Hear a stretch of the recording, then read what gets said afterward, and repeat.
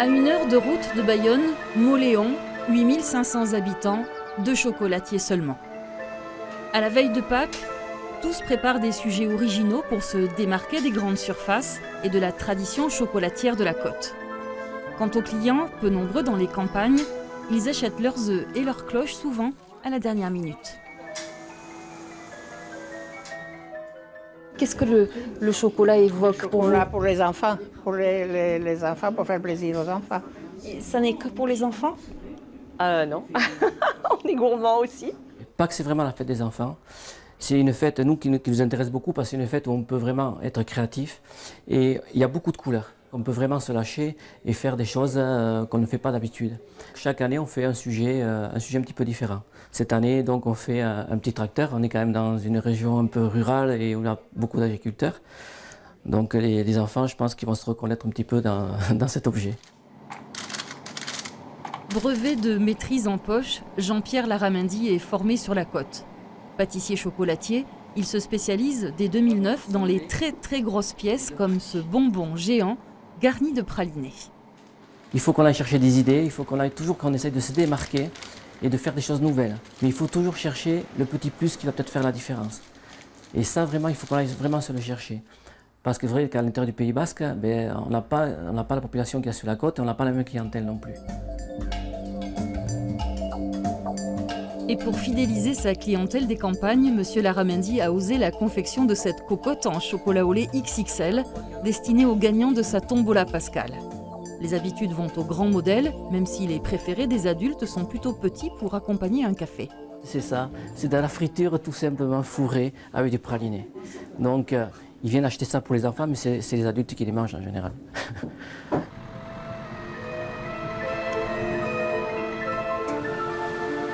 Poursuivons notre route du chocolat. Halte à Saint-Palais, 1850 habitants, une bourgade plutôt calme.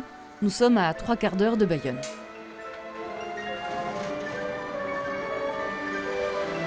Franck Mendivet est le seul ici à travailler le chocolat.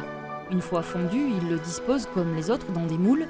Mais ce chocolatier en a conçu un de petite taille, tout rond, qui lui vaut sa spécialité.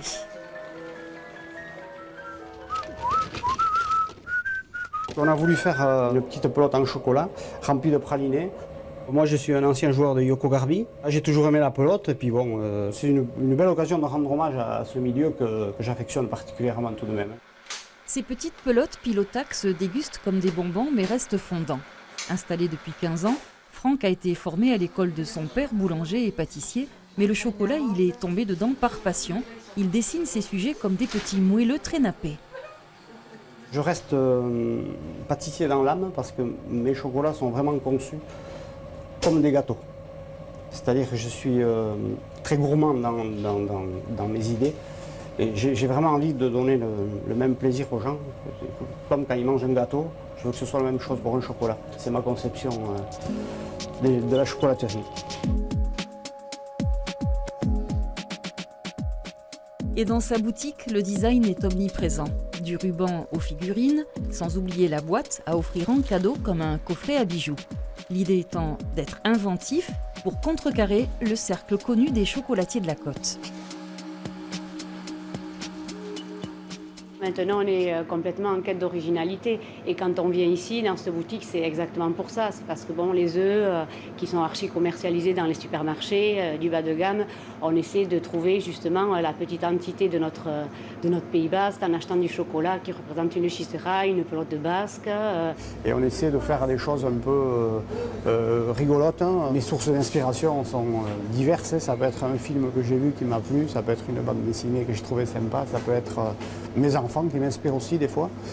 Voilà, ça vient de partout. Voilà, mais on s'amuse bien. Là.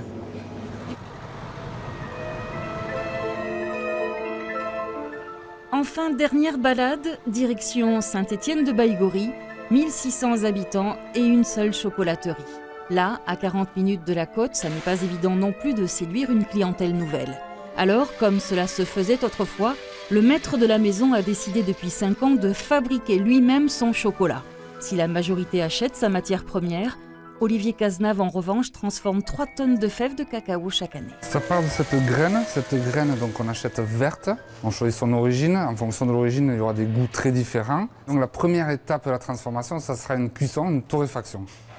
Donc avec ce petit torréfacteur, donc on va cuire notre cacao et on a développé tous les arômes de notre matière première et on a un petit peu enlevé l'acidité. Quand il cuit son cacao, cela embaume le lieu et renforce l'image authentique de cette chocolaterie.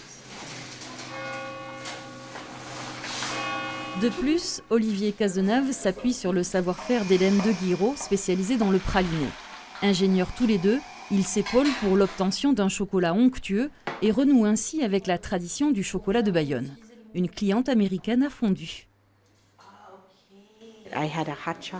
Je viens de goûter un chocolat assez fort qui était si bon. Vous aimez le chocolat du Pays Basque? J'adore le chocolat et je cherche à mieux connaître celui du Pays Basque. Cela sent si bon.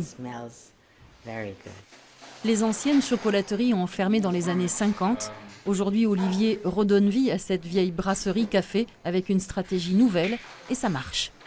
Pour certains habitués, un café rimera toujours avec un petit chocolat. Pour d'autres, c'est simplement un instant, un moment, un petit café. Puis un jour, bon, ils nous achètent un petit peu de chocolat. La grande tradition remonte à Bayonne fin 14e. Elle s'est développée aussi plus tard dans l'arrière-pays, puis s'est arrêtée brutalement. Une nouvelle génération relance cette histoire. Quand je prends un chocolat, je ne recherche pas forcément quelque chose d'extraordinaire, mais quelque chose qui me procure un sentiment de bonheur. Parce que j'ai le goût qui me reste vraiment très longtemps au fond de ma bouche. J'aime bien les pralinés et je pense que ça remonte aussi à des souvenirs d'enfance, comme la vanille, comme d'autres goûts.